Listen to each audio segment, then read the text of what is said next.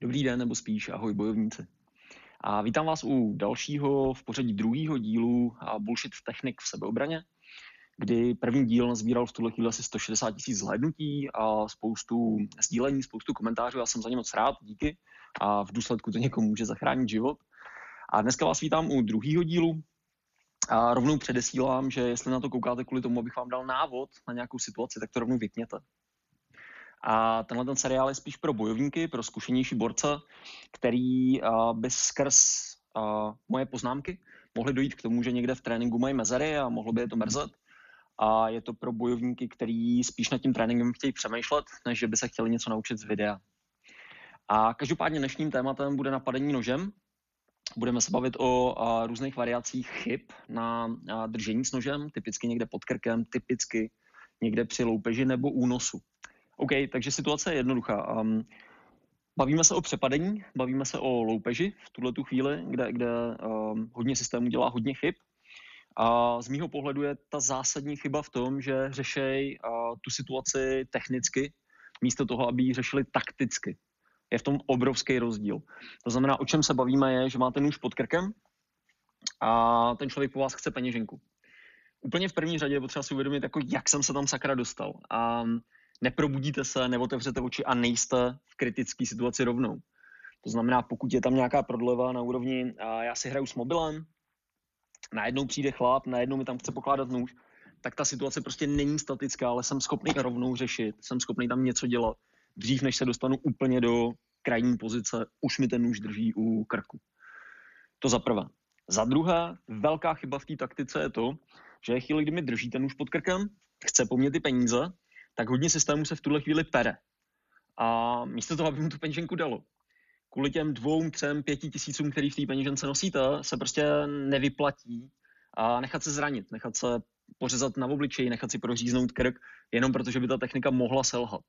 To znamená, chvíli, kdy po mně ty peníze chce, dělej, já ti dám, prosím tě, já ti dám. Omlouvám se, upadla mi. Hej, pa! Musíte využít ty taktické převahy ve chvíli, kdy jste tu peněženku odhodili, on nemá pocit ohrožení a proto se po té peněžence schejbá a v tu chvíli můžete tasit nějakou zbraň. Je úplně jedno, jestli je to teleskop, jestli je to pistole, kterou vám nedoporučuji, ale v tu chvíli máte převahu vy, ne on. Ve chvíli, kdy vás držel pod krkem, měl převahu on. On si to místo vybral, on přesně ví, proč vás chce přepadnout právě tady, že na vás není vidět, že tu nebudete slyšet, když budete volat o pomoc a že vás prostě může v klidu pořezat nebo pobudat, prostě protože kolem nebudou svědci, prostě kolem nikdo nepůjde. To znamená, bránit se mu ve chvíli, kdy on je na to maximálně připravený, jako hrubá hloupost. Úplně jste pominuli nějakou komunikační bázi v té prekonfliktní fázi, kdy jste mu to mohli rozmluvit, kdy jste mohli odvízt tu pozornost a mohli jste výrazně zvýšit ten moment překvapení. Jestli se místo toho perete, zbytečně riskujete. K tomu jenom krátký dovětek. A prosím vás, aby to bylo komplexní, neberte tohle jako návod. Pojďte na ten trénink, tam si můžeme vysvětlit ty proměny mezi tím, jestli je to právně v pořádku a praštit někoho teleskopem po hlavě ve chvíli, kdy se schejbá po peněžence, nebo není. A přijďte na trénink, tam si to přesně vysvětlíme. Teď se bavíme čistě o té taktické rovině, a kdy, jestli se bráníte ve chvíli, kdy je na to připravený on, máte problém. Dobrá, a když se zaměříme na ty bullshity, který potkáváme na trénincích posledních 21 let, a je úplně jedno, jestli jsou to zkušený bojovníci, speciální jednotky, vojenský, policejní a nebo laici, všichni cyklej vesměs stejný problematický reakce. To znamená, ve chvíli, kdy máte ten nůž pod krkem, tak první, co by vás mohlo napadnout, je, že prostě ten nůž odkloníte, abyste si udělali prostor a mohli ho trefit. Realita je taková, že ve chvíli, kdy odkláníte ten nůž, tak ho prostě nedržíte a on se prostě vrací zpátky. Je jedno, jestli se jenom řízne nebo mě začne bodat, tak jako tak jsem to schytal úplně zbytečně a fakt tady nehraje roli rychlost. Prostě protože ve chvíli, kdy já to odkloním, tak než dojdu, tak ten nůž tam dávno je. Je to velký problém. I kdybych ho nakrásně trefil, i kdyby se mi povedlo to udělat současně a trefit ho ve chvíli, kdy on mě řeže, tak to není plichta. Já jsem ho trefil za cenu toho, že mě proříz. Mám vyvalený střeva, teď si je tam sbírám, jako fakt nic moc. Takže odklánět určitě ne. OK. To, co je docela typický pro ty bojovky a pro různý systémy, je, že budou mít tendence při tom držení nejen odklonit, ale většinou odklonit a nějak chytat. Jedna možnost chycení druhá možnost chycení, třetí možnost chycení a z toho chci nějak bombit. Všechny mají podobný základ a podobný problém. Vy se snažíte odklánět ten nůž co nejdál od toho krku. Na první pohled to vypadá logicky, ale ve skutečnosti je to tak, že nůž, který držíte kdekoliv ve vzduchu, nejde udržet. Je to tak, že celou jeho paži drží jenom můj palec. Takže ve chvíli, kdy on teď skloní tu ruku, tak já nejsem schopný to udržet. I když se fakt zapřu, tak spíš než co jiného stane, že mi prolomí ten palec. Kdybych ho držel jakkoliv jinak, tak zase palec je tady proti celý té paži, takže on vede tu ruku někam sem a zase mě prořízne. Jenom ji vede, nedá se to moc udržet jenom palcem, je to prostě problém. Takže jakákoliv práce s tím nožem mi to jako hodně znepříjemní. I kdybyste šli tím křížem, vykláníte a teď se o to snažíte, tak pořád nejde moc udržet tu ruku jako ruku a teď to bude hrozně o reakční době. A on má akci, vy máte až reakci v podstatě, on je ten útočník, vy jste nějak zastrašený, protože nepoužíváte taktiku, tak jste si moc nepřipravili tu situaci, aby byl překvapený. A v ten moment, kdy po něm vyjedete, tak on prostě intuitivně a impulzivně reaguje dál. Problém. Takže k té druhé akci pravděpodobně ani nedojde. Furt ze stejného problému. Udržet tu ruku na místě, to jsou pohádky v tělocvičně. To prostě takhle to nebude vypadat. Takhle ta realita nebude brutální. Furt to řešíme jenom z místa a teď se zaměřujeme jenom na to, jestli vůbec tu ruku udržím. Nezaměřujeme se na to, že má sakra druhou ruku, ta není mrtvá a bude mě taky bombit, že to celý bude v pohybu, že to celý bude mnohem méně přehledný, takže ta druhá ruka mě bude držet někde tady, mě se tam bude mnohem hůř dostávat, mnohem hůř se budu dostávat k němu, tady se pereme, tady ta druhá ruka něco dělá a máme větší a větší problém. Takže jako fakt nic moc. Mohlo by vás napadnout, že když ten nůž nebude pod krkem nahoře, ale bude někde dole, ne, což je i logičtější pro to napadení, on moc nechce, aby to bylo vidět. To znamená, spíš se na mě přitulí, spíš půjde hodně blízko a spíš to má vypadat, že se prostě dva kamarádi jako baví zblízka, než aby to bylo hej hajzle, mám nůž, ať to všichni zdaleka vidějí. Čím blíž to bude, tím je to reálnější. A nebo naopak, čím díl je ten nůž schovaný do poslední chvíle a najednou zaútočí. Ale to bychom se bavili víc o těch vraždách. Každopádně, jestli ten nůž je někde dole, tak vás může napadnout, že tady to udržení zase dává větší smysl, abych ho zase mohl nabombit. Dva problémy. Problém číslo 1 je pořád stejný. Udržet ten nůž je ohromný problém. Ve chvíli, kdy ho teď odkloním, tak jediný, co potřebuje, je pohyb zápěstí, aby mi přeříct šlachy i cévy a v tu chvíli pokračoval dál. Krátký, rychlý pohyby. Hezky to na internetu dělají Rusáci, kdy tréninkově přeřezávají lana, jestli by to lano je dokázalo udržet, jak pomalej pohyb tam na to potřebujou, jak málo prostoru potřebují na proříznutí té ruky. Každopádně v našem případě jenom krátká smyčka přes a pravděpodobně ho pustím, nebo mě prořízne kus ruky a pak ho pustím. Tak jako tak problém, protože v tu chvíli začne bodat. No a druhý problém, už jsem o něm mluvil, je ta druhá ruka. To znamená, chvíli, kdy on mě tady někde ohrožuje, ne, já to skloním a chci ho začít bombit, tak buď mě bombí on, anebo prostě používá tu druhou ruku na kryt a tu chvíli prořezává a pokračuje. On má úplně stejnou možnost reagovat, jako máte vy. To znamená, jako sázet na tohle je fakt jako, pane jo, tohle netrénujte.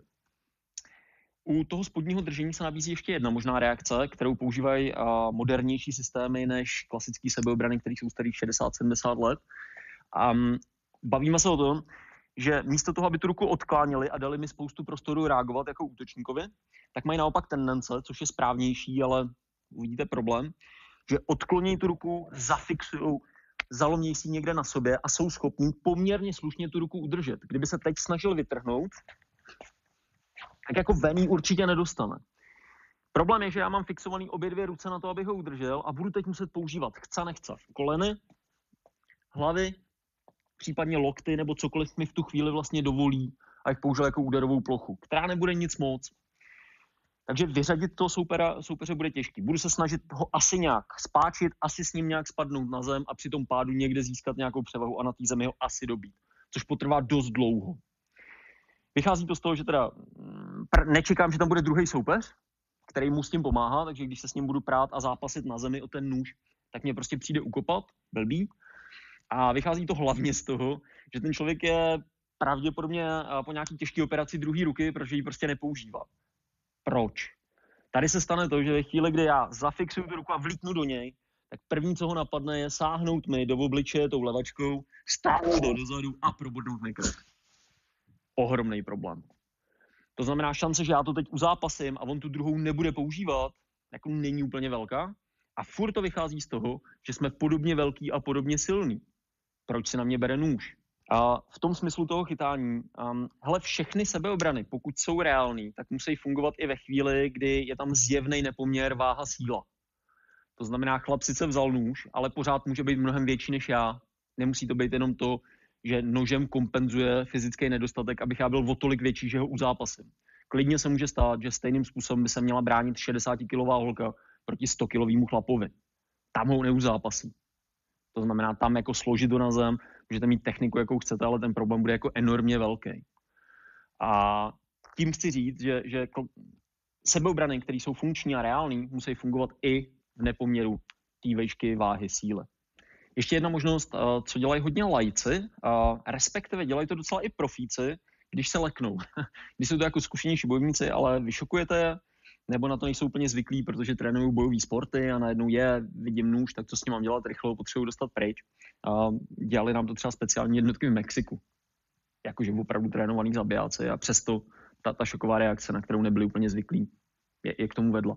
Každopádně ta vstupní, ne, a rychle to strhnout pryč, jenom aby se dostali pryč. Z logiky věci, je to ostří přímo na krku, vy jste si právě prořízli krk a než něco uděláte, tak už jste vlastně jako fatálně zraněný. Můžeme se bavit o tom, jestli je to smrtelné zranění, a nebo jestli je to jenom povrchový, prostě protože ta krkavice tady bude umístěná zhruba ve 3 až 4 cm pod sternokleidomastoidálním svalem, takže pravděpodobně to říznutí nebude tak fatální. Ale je to nepříjemný, zkazí to den a kdyby vám proříz tu tracheu, tak vám tam poteče spousta krve, možná se utopíte dřív, než umřete. Takže fakt nic moc. Co tím mám na mysli? Ne, prosím, a nějaká reakce je opravdu jako překvapivě častá ve chvíli, kdy ty lidi se snaží to rychle a pohrkaně řešit. Dokonce ani varianta, ve které byste se pokoušeli ten nůž přidržet na sobě, jsme někde tady, on ho přidrží a začne mě bombit, není furt dostatečně dobrá, prostě proto, že nejste schopní bez správné techniky udržet ten nůž na jednom místě. Stává se to hodně i zkušeným borcům. Jakmile ho jenom přilepíte a začnete dávat ty rány, ať už se u toho kreju a postupně propadává ten nůž, protože ho prostě nedržíte správně, a nebo sice bombíte, ale furt ta kontrola není dost velká na to, abyste ho udrželi. Máme problém. Ještě z těch variant nahoře vídáme často i to, že prostě zafixují oběma rukama ten nůž a snaží se kopat. OK, a kopy probereme zvlášť za chvíli, ale rovnou, děláme z toho další video, ale rovnou ukazuju, ve chvíli, kdy mě naberete a teoreticky se trefíte, tak to tělo jde dolů. Tam ta biomechanika prostě funguje tímhle způsobem, takže jste se sami prořízli. Je větší šance, že se vůbec tím kopem netrefíte, prostě protože ho trochu čeká, prostě protože stačí vyklonit bok, no ale hlavně má tu druhou ruku, takže vás začne bombit a jakmile ten prostor získá, už to není reálný udržet. Co říct na závěr? Hele, tohle není žádný hejtovací video, já neukazuju konkrétní systém, to dělá blbě, konkrétní instruktor je pitomec, který nad tím nepřemýšlí, vůbec ne.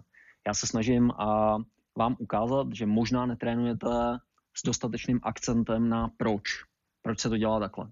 Jsou tady určitý argumenty z mé strany, jestli váš trenér vám vysvětluje, proč se to dělá tak, jak se to dělá, jestli je to logický, jestli si tím nenabíháte na to, co jsem tady zdůrazňoval, zlatý. Moje zkušenost říká něco jiného. Říká, že většina systémů to proč moc nezdůrazňuje, hodně to dělají bez kontextu a málo přemýšlejí nad tím, jak se tomu boji vyhnout doopravdy a jak se tou technikou nenaběhnout doopravdy.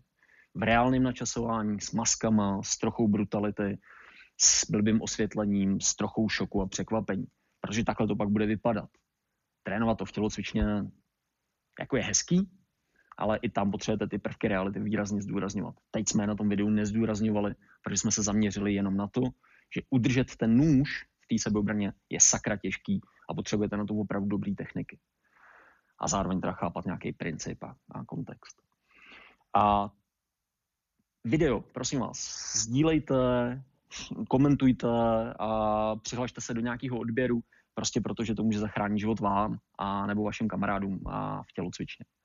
Mějte se super a trénujte líp.